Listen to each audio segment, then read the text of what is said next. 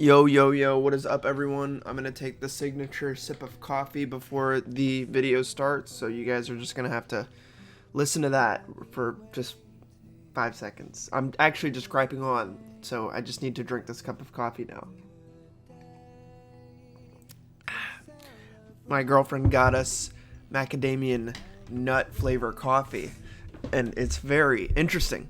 So, anyways, with that, I just want to today talk about a game that I have not put down. I'm addicted to, and I'll. Don't worry. I know I didn't post a video Tuesday. I'm catching up on videos. I'm filming, gameplay of videos and editing them. And I promise you're gonna get videos still consistently. I'm not falling off yet. But I have not been able to stop. If you've seen the title of the video, you've seen the thumbnail, playing Honkai Star Trail.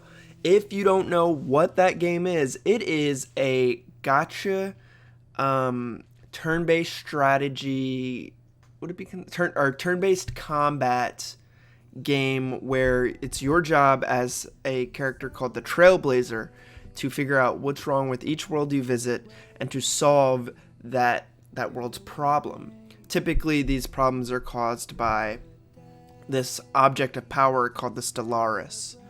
And what the Stellaris does is it can inhabit people's minds. It's sort of like a god just fucking with people and wanting to cause an issue in this game world. But the deeper thing is there's usually a politic or a dynamic happening in the story that stops you from either getting to the Stellaris directly or people are just being bad and they need to go. So I just finished the first world. I'm halfway through the second world. I guess just to get started, we can start talking about world design.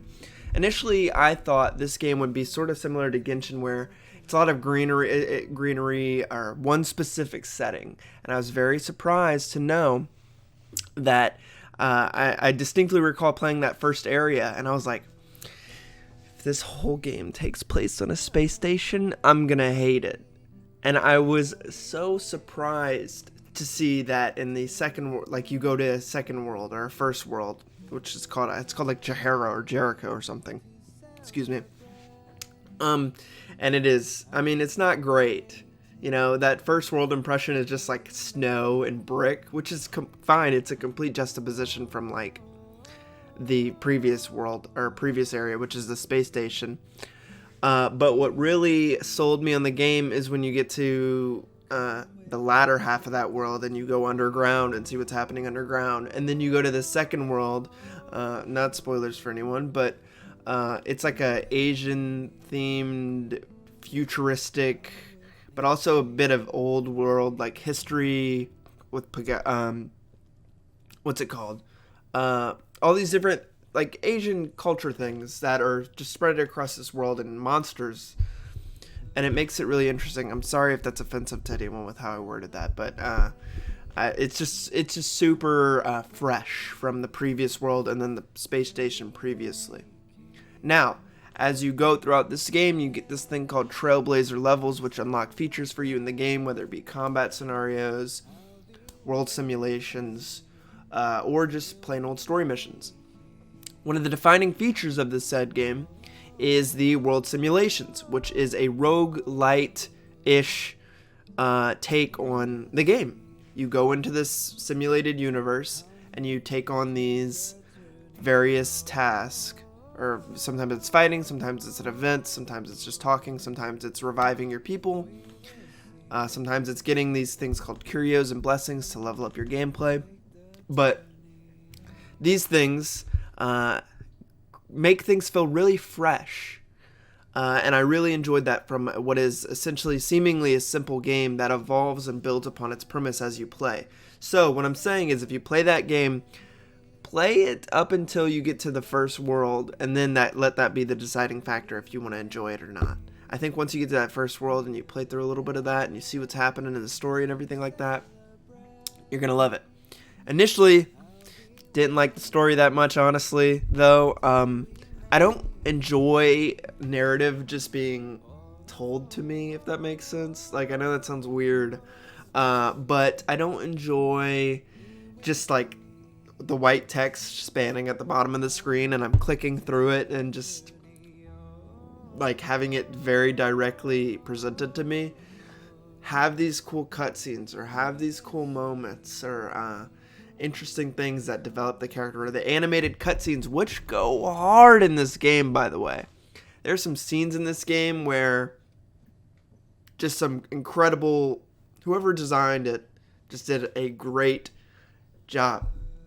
That makes it worth it going through any of the text, by the way, just seeing those animated cutscenes. And there's some cool moments that are in the text-based narrative. It really feels like a visual novel when you're watching it, where like an interesting plot will happen that does kind of tune you in, but most of the time it kind of tunes you out. So also, of course, with it being a gacha game, we do have to talk about the gacha aspects of it, right? Like, how much are you paying for this game? And I'll have you guys know, I'm almost done, caught up, finished the game up to the point it's updated. And I have not spent a singular dollar on the game. I want to buy the Express Pass, which is the game's version of a Battle Pass. That just gives you more materials. But I've not spent a single dollar in that game. And I've gotten 2 5-star characters, which is the strongest characters in the game. One, a fire-based character called Himiko, and then another called an imaginary element in the game called Scylla, which is probably the event banner character right now. If you play right now, you could hopefully get that character.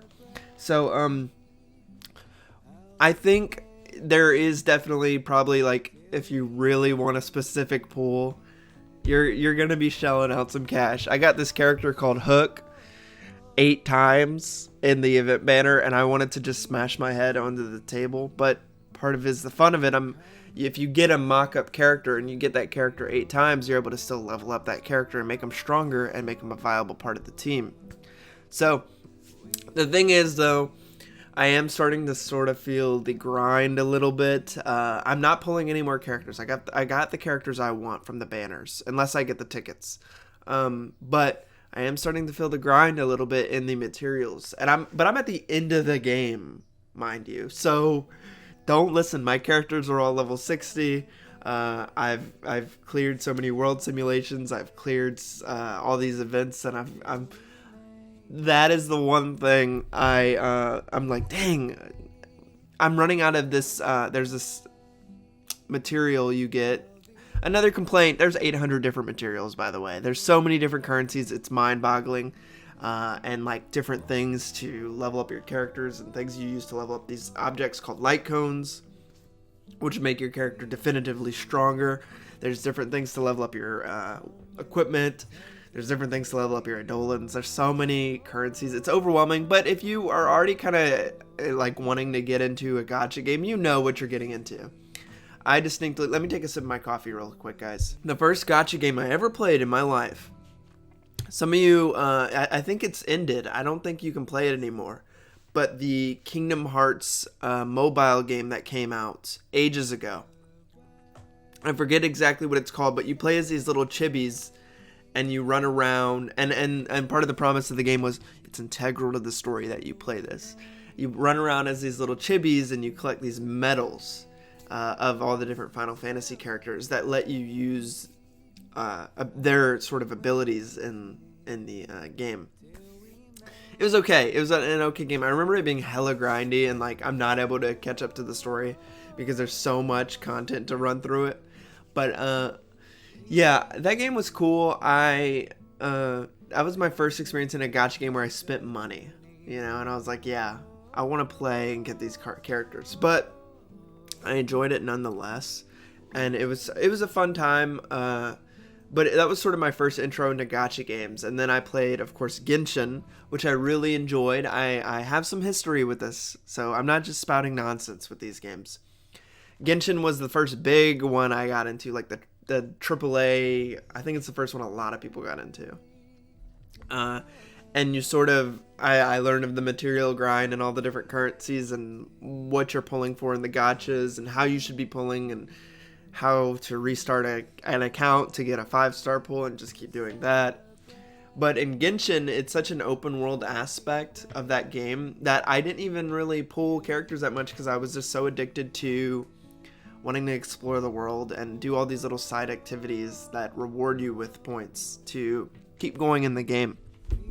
I ended up not finishing or catching up to that game because of that, because the world was so big and I was so enamored with exploring it.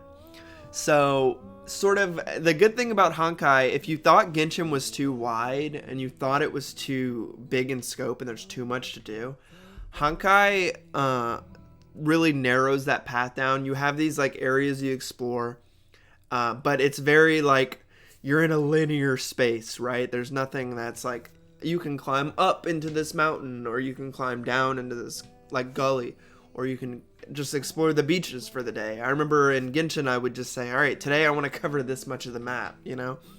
It's none of that. It's very much specifically like you going into an area, you accomplish it, and then you go back and you can get different things. So, and finally, I want to talk about the combat. How does that work in the game, right? What are you really engaging with in the game besides the story, the gacha elements? The combat is turn-based, as we had said, and each character has 3 abilities: singular attack, a secondary attack that does bigger damage, but you consume a resource to use it that refills over time or as you attack. And then you have an ultimate ability, which is the big flashy move and animation you'll see on your characters that are really, really fun to watch. I never get tired of them. Some of the ones are cool. I do get tired of the quips they say. The one Himiko girl, this is so cringy, I'm gonna say it. She goes, humanity says technology will outlive them or something. I said, I'm okay with that. And she then caused down this giant planetary orbital laser that blast the enemies, and they live. And you know what? And then there's like, in the story, they're like, how do we get past this box? And I'm like, didn't you just call down an orbital laser beam to destroy and melt your foes? Like, what? But whatever, it's gacha stuff. There's other characters that will like time stop and time shit, and there's some really cool overdone stuff. There's one character in the game called Clara, and she always calls you little or big bro, and I'm like, dude, please stop the cringe. It's a little barefoot child who has a robot, and she's like, hi big bro. I'm like, shut the fuck up, I will punt you. All the little characters, Hook and Clara, and there's another one. Hey, hit the curb, alright? Hit the curb. Get out of here. We don't need you here. Why are you a child in this world where murder is happening and death and violence? Leave. I don't care if you're a little imaginary dragon child. I don't care if you're like a thief, poor child who's risen up the ranks of thievery. I don't care if you have a giant robot behind you. Leave. Get out of here. Stop putting that in your game, okay? On God. I'm looking at you. The one guy who loves those characters. You gotta go. Alright? Anyways, guys, so about the combat, it's very simple. It's turn-based. You have those 3 moves, and your objective is to really find the elements of which enemies are weak. You knock them out, you figure out their weaknesses, and you accomplish that, and you end up defeating them to give you points and experience and things of that nature to progress in the game. It's pretty engaging, but honestly, they do this incredible thing where they have an auto feature that turns on auto, where you don't have to touch the game just for that encounter. And it simplifies a lot of encounters, makes it really easy, and makes it fun and fast. You can also 2 times the speed of the turn-based combat. I love that. So, with that, guys, I can keep talking for about 10, 20, 30 more minutes about Honkai.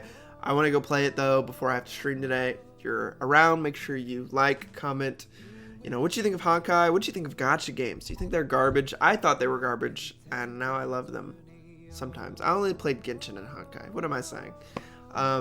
So let me know. I'll be streaming today. Make sure you guys check that out. Probably as you're watching this video, I'll be streaming. So anyways, I'll see you guys next Tuesday when I upload the next video. Peace out.